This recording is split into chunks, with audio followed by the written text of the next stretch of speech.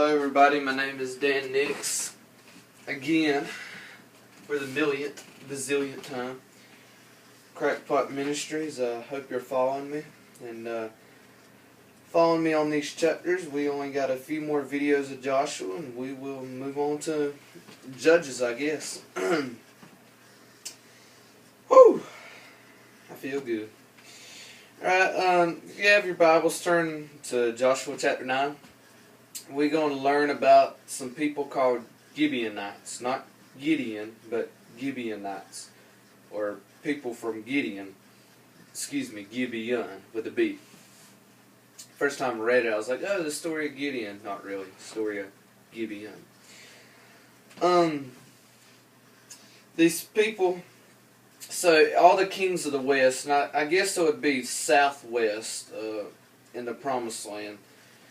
They heard about everything that the Israelites had done and God had done for them. And the Gibeonites came to Joshua and they said, you know, we're from a far off land. They took some bread and they took dry food. They took old shoes and they looked like they were weary and traveled a long ways. And you may say, well, what was the point of them looking like they came from afar off? You need to refer back to Deuteronomy chapter 20, verses 10 through 20. And Moses gave the law, I'm just going to call it the law of war, where he said, if you need to destroy everything of the Promised Land, every living thing there, destroy it. Nothing left. So these people did not want to come to Joshua and say, we're of the Promised Land living with you, because they were scared of God. And, I mean, they had a reason to. I mean, no doubt about it. I've done the same thing, I'm pretty sure. And, or either I would have packed up and moved off to some other land. That's beside the point. But, the other law, if you were of a far-off city, then the Israelites, they had to proclaim peace. And if you did not want that peace and wanted to go to war, then so be it. You went to war. They killed all the men, but they took the women, the children, and the spoils of that land for themselves and kept it. So, but if you made peace, then you became a servant of Israel. Let's also remember, you may want to refer back to Joshua chapter 5, verses 13 through 15. God, the captain of the host appeared, and he was neither an ally or an adversary of Israel. He was not for Israel, but Israel was for him. Remember, and the Amplified brings out this very well in the expanded edition, one of the commentaries they put as a footnote, that this is God's war. Israel is just simply fighting for God. You know, it's not Israel doing their own little war and God supporting it and being for them. No, this is God's war, and Israel is just a vessel, I guess you could say. So, Gibeon hear of all these things, the Gibeonites heard of everything that God has done. They heard of God's great name, and they came in fear and trembling, so much to say that they lied. You know, we're from afar off. We just want to be your servants, man. That's all we want to do. And the Israelites, they did not consult with God. They just said, okay, that's fine with us. Well, you know, peace be with us. We'll save you. You know, we won't kill you. And then they found out that they were actually from the Promised Land. They were living near the Israelites. And the Israelites, you know, Joshua's like, why did you lie to us? Some reason I like the Bible's so weird. You know, they'll ask a question, but you won't get an answer. Like, why did you lie to us?